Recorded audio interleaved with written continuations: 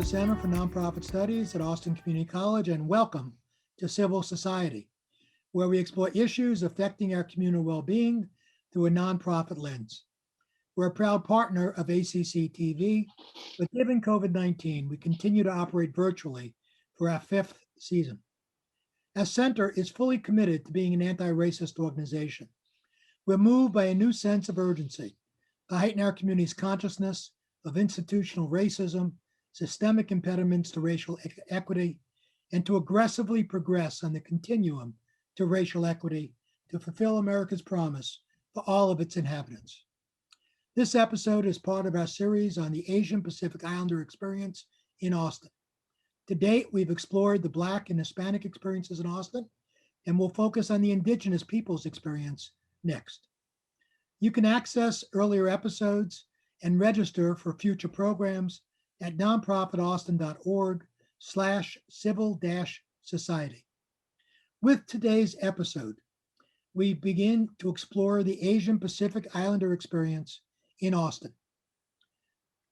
This community includes people from at least 25 countries who represent 40 different ethnic groups. The diverse community makes up at least 8% of Austin's population and is growing rapidly. Asian Americans are often overlooked.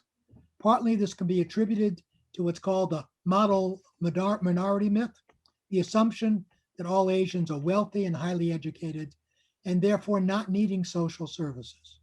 But income and education within the Asian community varies. Immigrants coming for professional opportunities and refugees starting from scratch are often lumped together. Also, language can be a serious barrier for people trying to access social services. My guest today is Vince Cobalis, who's retired as Assistant Director of Human Services at the Health and Human Services Department of the City of Austin after almost 30 years of public sector experience here in Austin.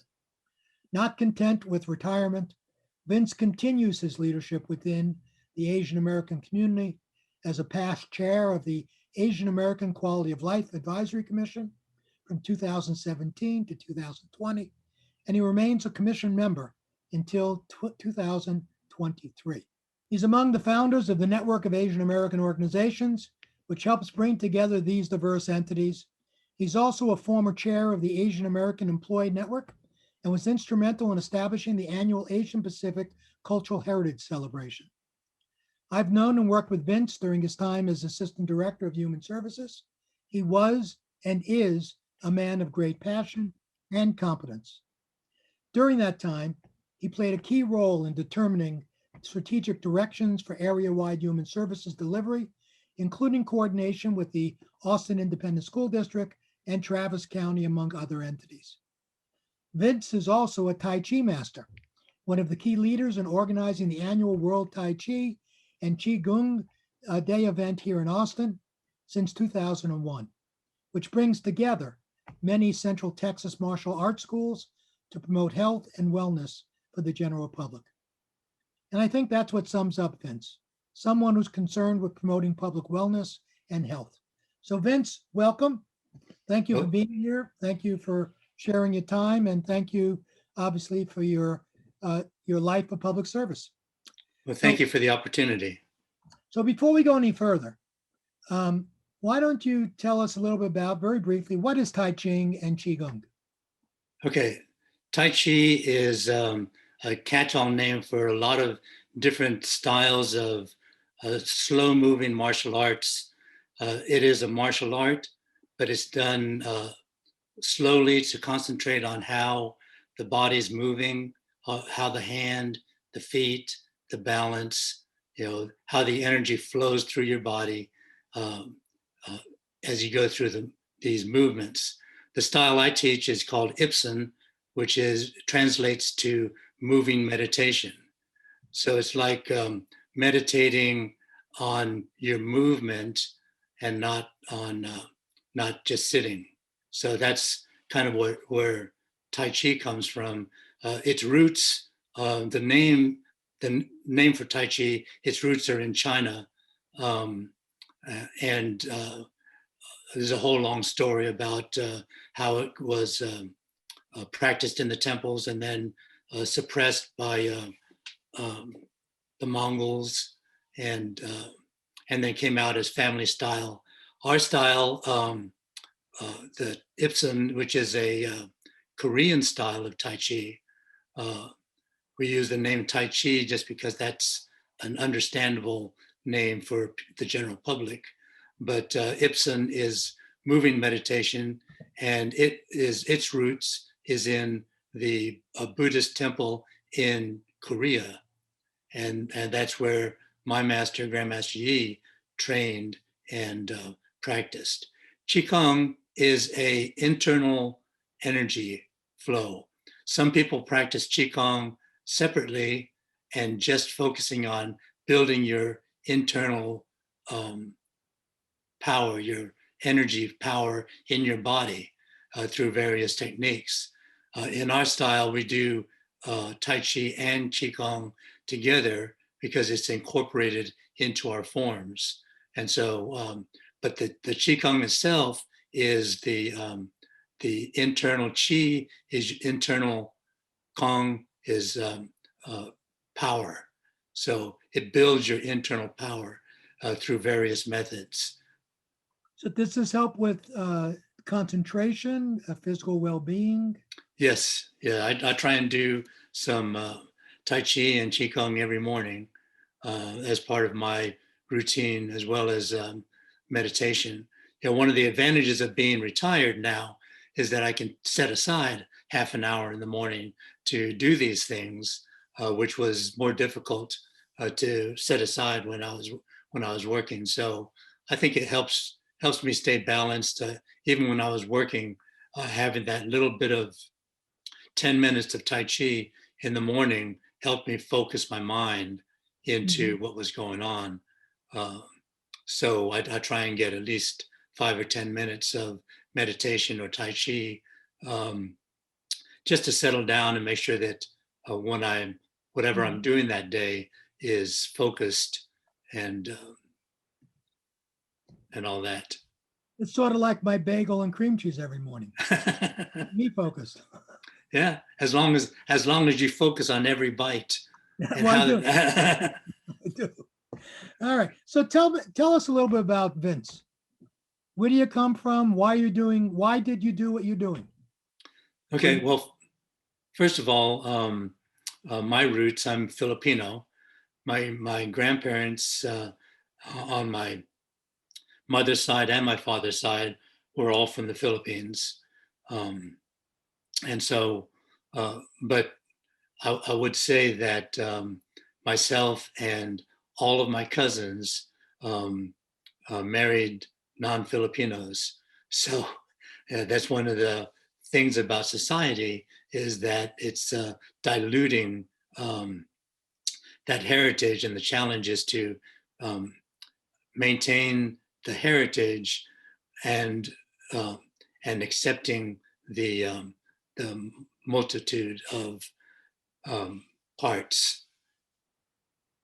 Is that something that you see generally in the Asian community? Yeah, I think I know that's a pretty broad term, but that's happening more and more, and as future generations occur, there's more dilution.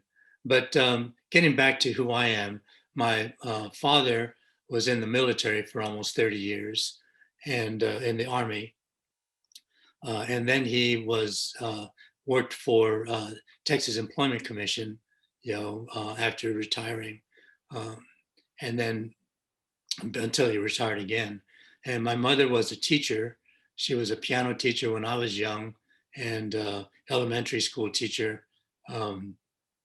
She's very short, 5 foot. So she taught little kids. So, but both of them, they were both involved with music, community, vocal things like barbershop quartet and Sweet Adelines. And so they were involved with the community around them. I feel like I got a sense of public service from them, from how they related to other people, how they cared about other people. And so, and I've tried both uh, uh, private sector and public sector jobs. And I really felt that giving back to the community is an important part of who I am. And I bring that to my Tai Chi teaching, as well as how I tried to conduct myself in the workplace and in community now.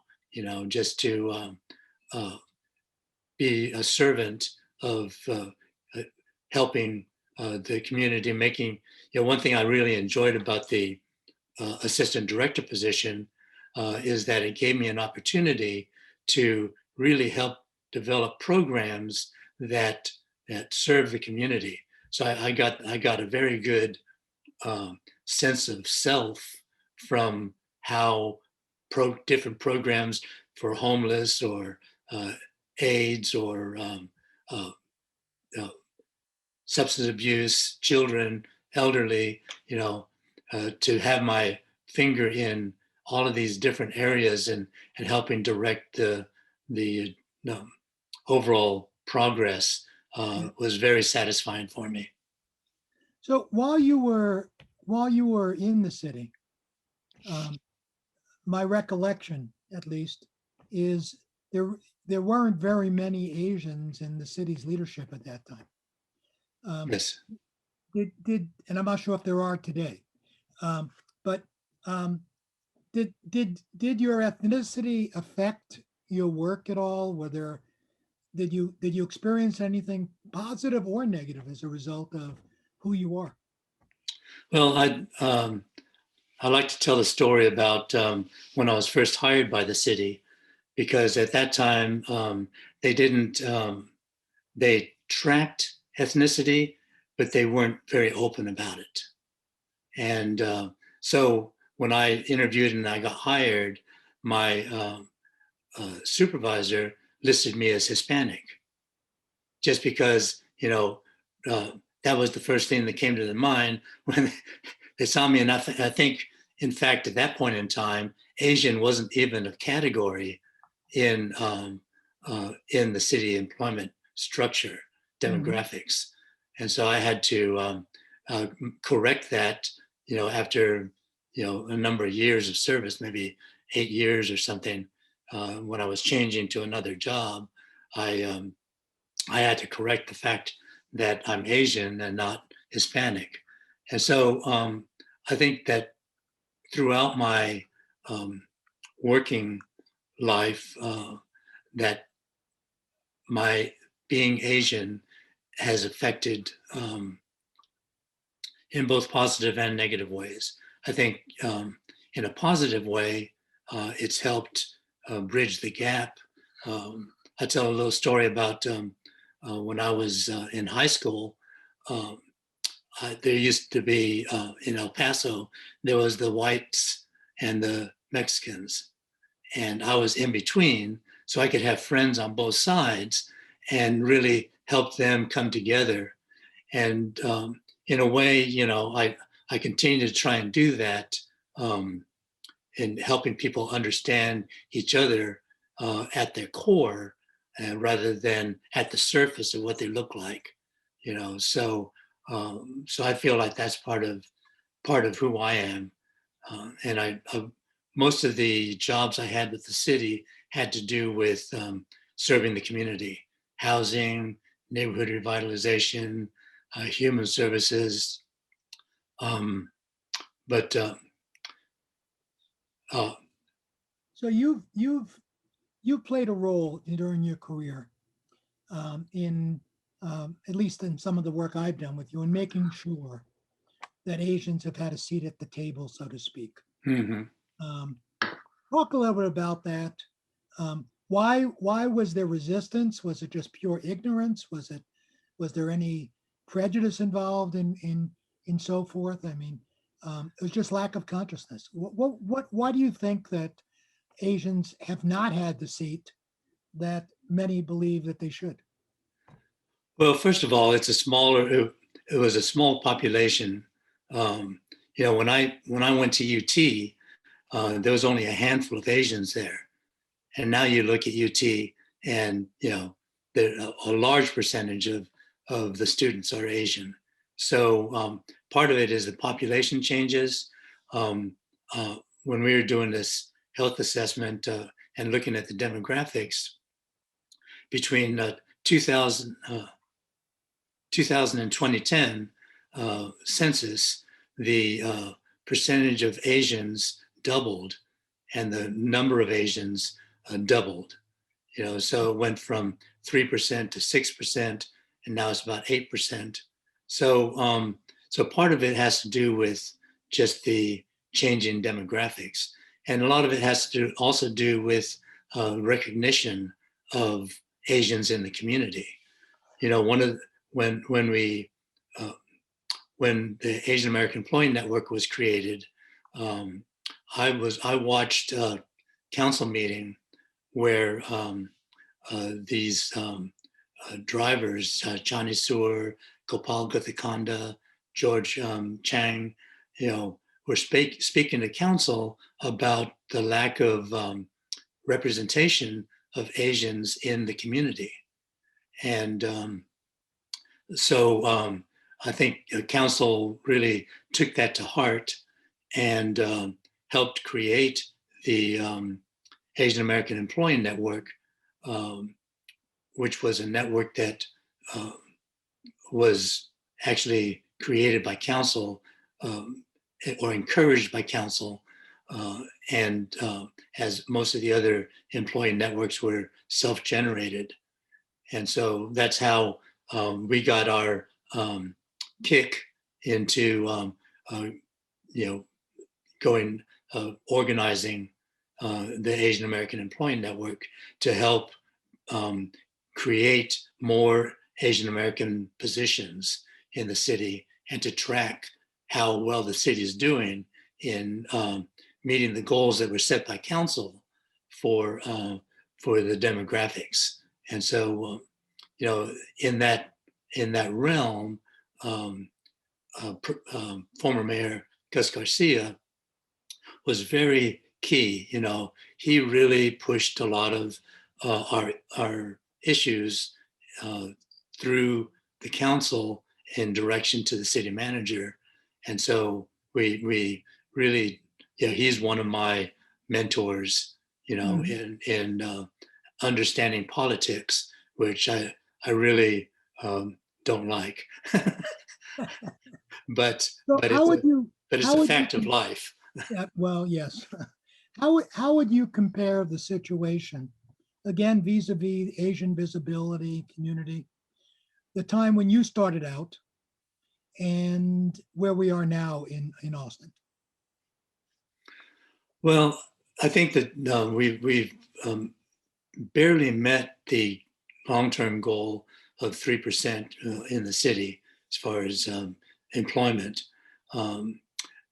But we have done a fair amount of organizing, not only through AAEN, but through the network of Asian American organizations, which was it's a combination of many nonprofits from the Asian American community. A lot of them are cultural based, so they're based on mostly a social community or organization for their community, and some are professionally based. And then the network as a whole can speak for the entire community in advocating to city council or other public entities, because then they can speak as a larger voice. And so I can't remember when we created the Network of Asian American Organizations, but it's been very influential. And through that influence, the Asian American Resource Center was created. And in fact, many of the engineering and architectural work that was done for that resource center was volunteers from the Network of Asian American organizations. And so they had a very strong stake in the creation and running of that resource center. So go ahead.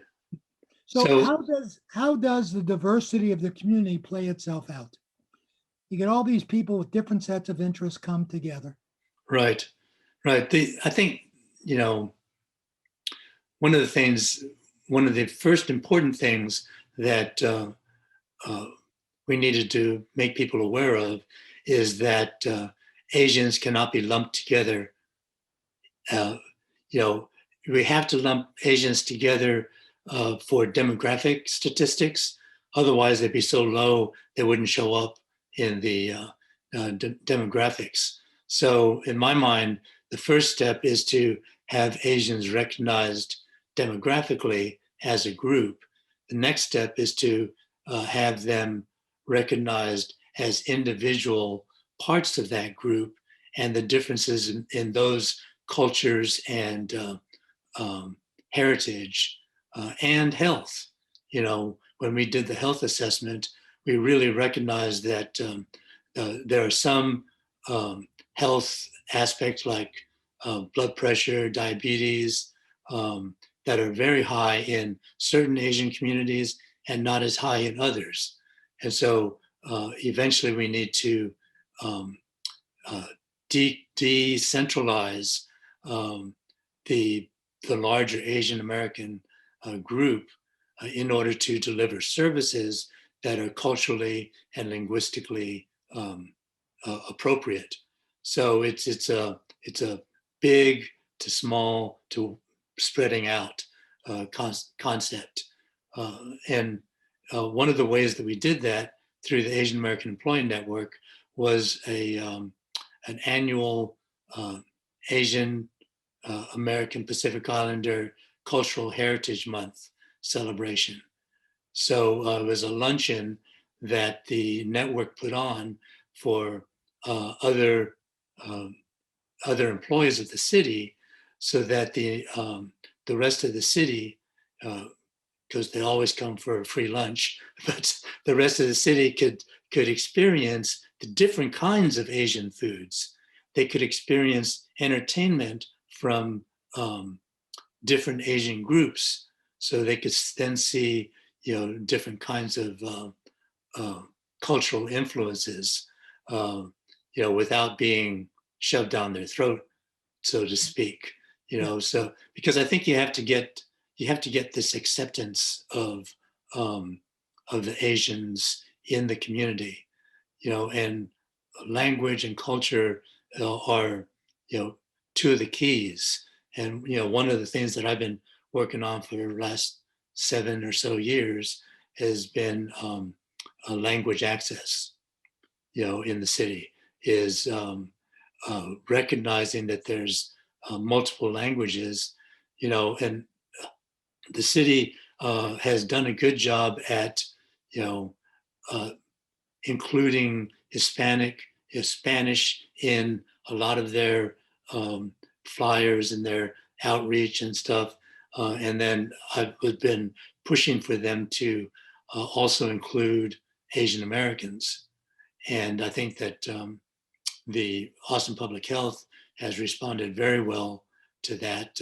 And the city as a whole has responded to that call and the understanding that there needs to be language communication in different Asian languages. Is one of the challenges is that there's so many that you have to figure out, you know, which ones to use.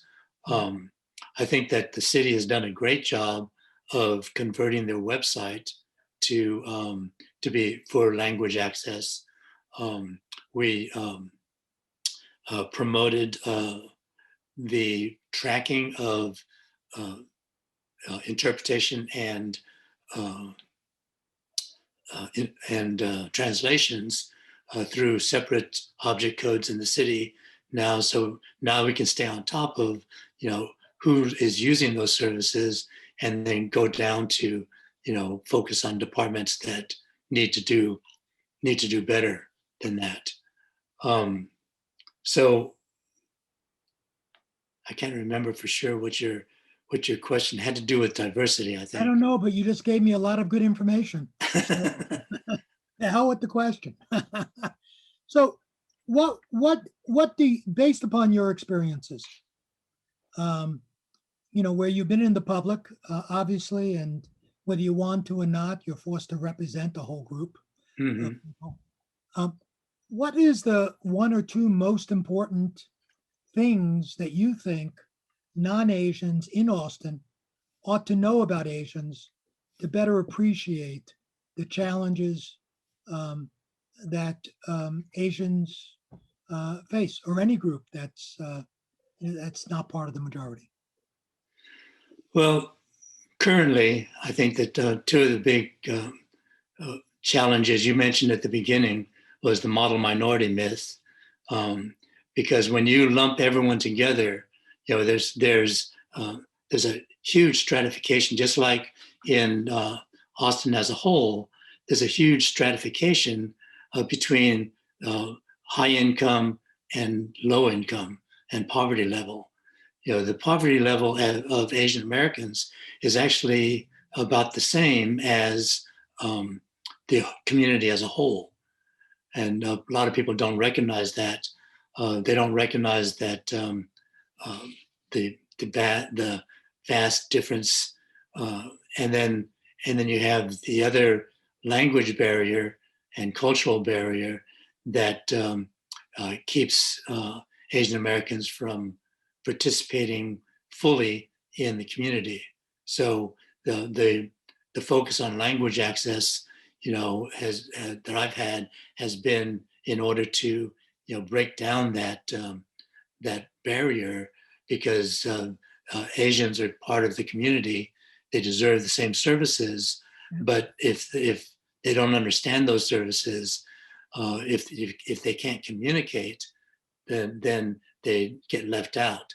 And so that's part of the push for language and cultural access. The other thing which has come up in 2020 is this label of the China virus, and so because so many people are impacted by the COVID-19 virus, and they try and find someone to blame, and obviously we know who does that the most. But to blame Asians for this virus really sets us against each other, and we need to bridge the gap. A lot of Asians are in medical services, human services, and so, but we can't have this blindness fostered by the way someone looks or the way they sound.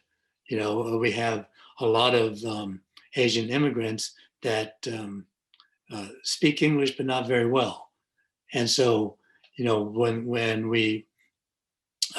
when they're in the workplace, and their supervisors, or if they're a supervisor and their staff don't understand them well, then they can be rejected, or um, ostracized, I guess is the right word. Yep. But the minority myth. Let me say one thing about the model minority myth, because it's such a key term that Asians are labeled with, because the general population, or the white population, Caucasian population, points to Asian success in small business, large business, better income, but those are at one level. But there's this other level of refugees and immigrants, and just people, because of their cultural barriers and language barriers, um, uh, aren't able to fully participate. And the model minority myth, I got off track for a minute, but the model minority myth is uh, Caucasians, the white majority, pointing to Asians and saying, why can't you, blacks or Hispanics, why can't you be more like them? Be more industrious, be more, educated, but that's not who Asians are. Asians really reflect the community as a whole, and to hold them out as an example for other minorities really serves to pitch Asians against the other minorities, and so that's something we have to constantly fight against, because the general public has their perspectives, and a lot of it is based on what they see. And it just causes intercommunal tension and trouble. Mm-hmm. So you have lived a life of service, public service. You've been a success in that. You've been a public face. What would you say to the younger Vince? If you could have a conversation with the younger Vince, what would you wish that you had known when you started out in your career?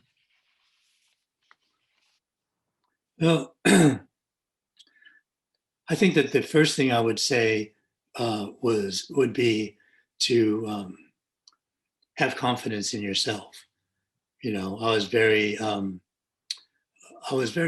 that I was different than others, and so when I have to deal with that, then you try to be like others in the community.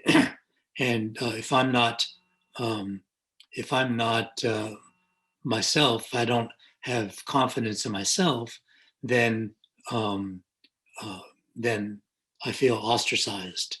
And one of the ways that I address that self-confidence issue is when I got to college, is I started studying martial arts, because that does give you confidence.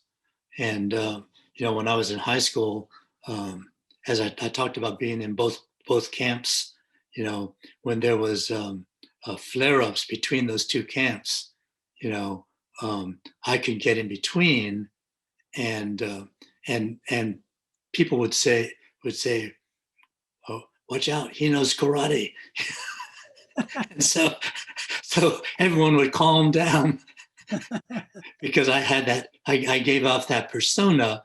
But then when I got to college, I'm 18, and so I decided that I better do something to back up that impression that people have, because I didn't really know anything about martial arts.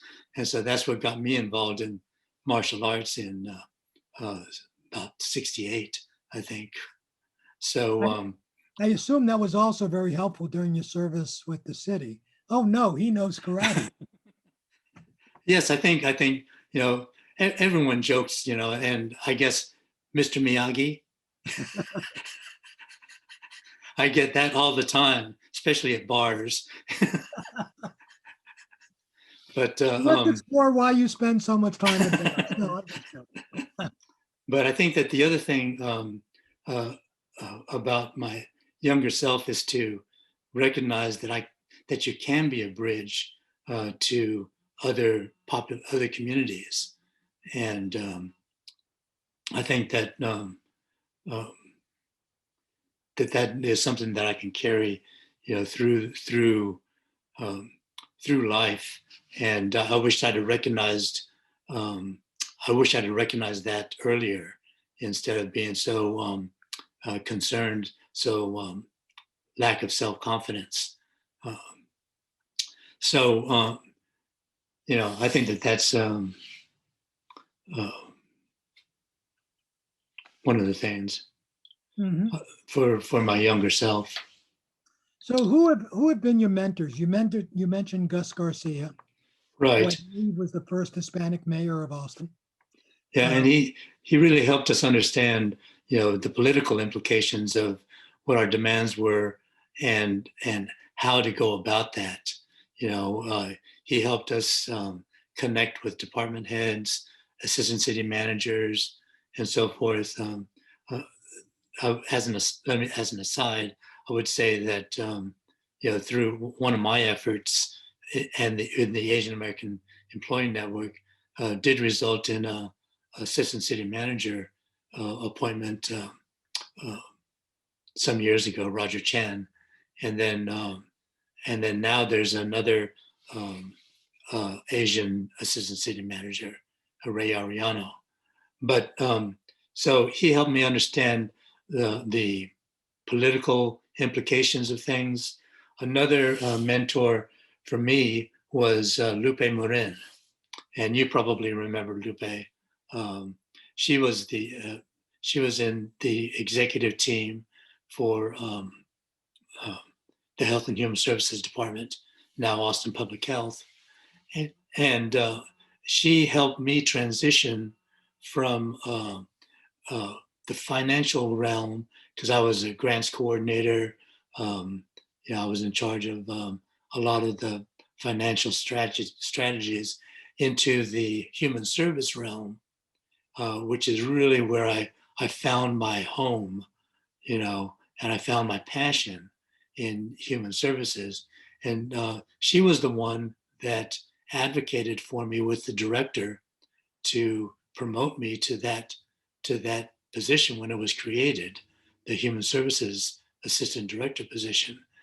And uh, not having executive management experience, it was a big jump, but it was something that I really appreciated, and I appreciated her mentorship uh, throughout my tenure there at the city and beyond. I still keep in touch with her occasionally, but and she's a mover and shaker in the Hispanic community.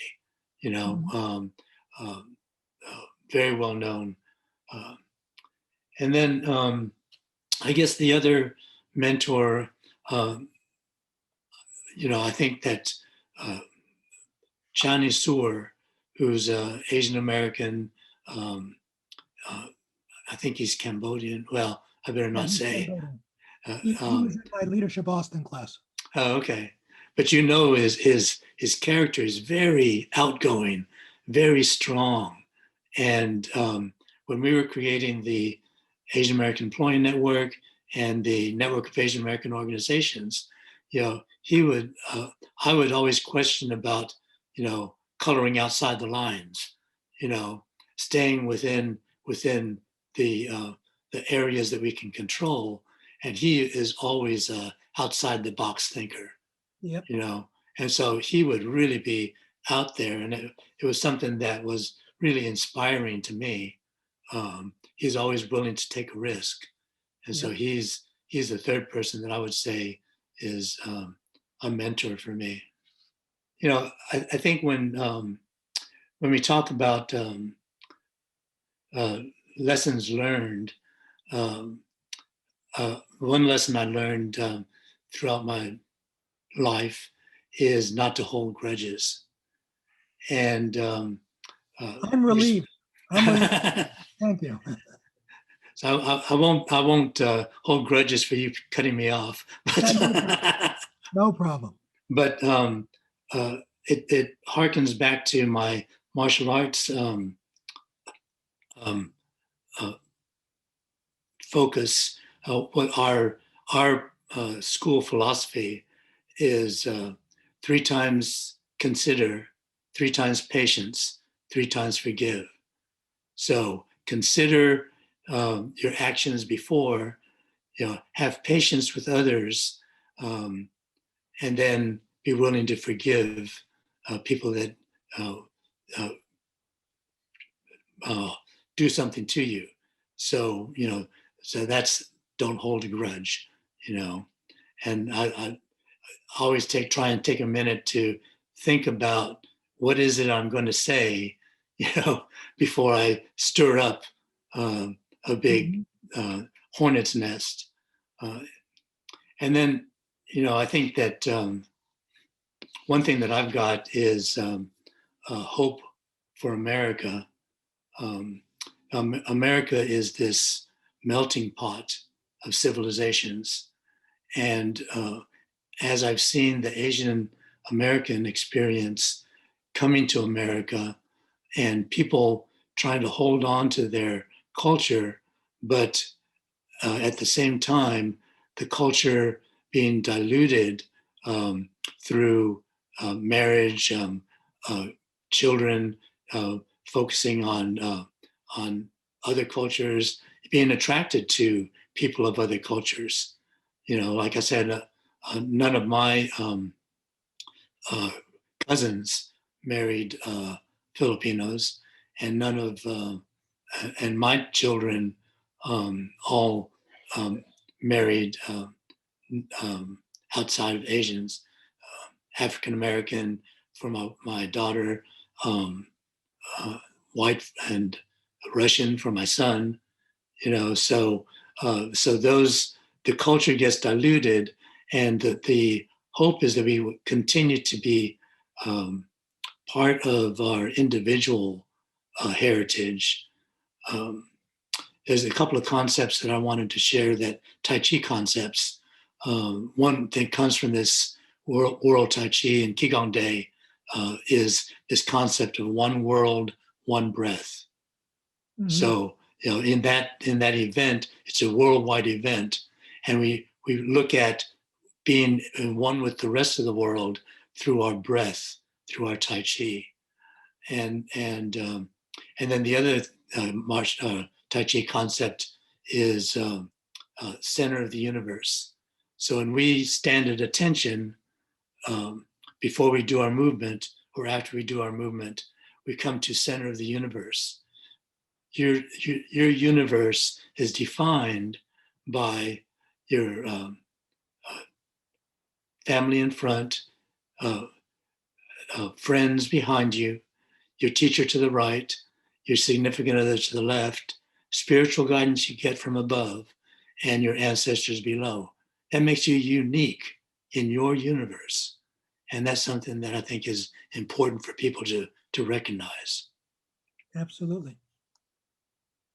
Absolutely. That's all I have. Sorry. All right.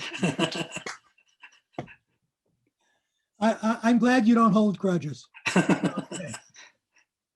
So again, Vince, I really thank you. I mean, and particularly for the closing. I mean, yeah, those are really profound, insightful comments at the end. So thank you very much. Sure. Thank you those who are watching and participating in civil society. And as always, thanks to Kate Tolliver, our managing producer, for her support. You can read more about Vince Cobalis, access the city's website, where there's a lot of information about the Asian American community, and view previous and register for future episodes of Civil Society at nonprofitaustin.org/civil-society. Y'all have a great day. Thank you again, Vince. Peace.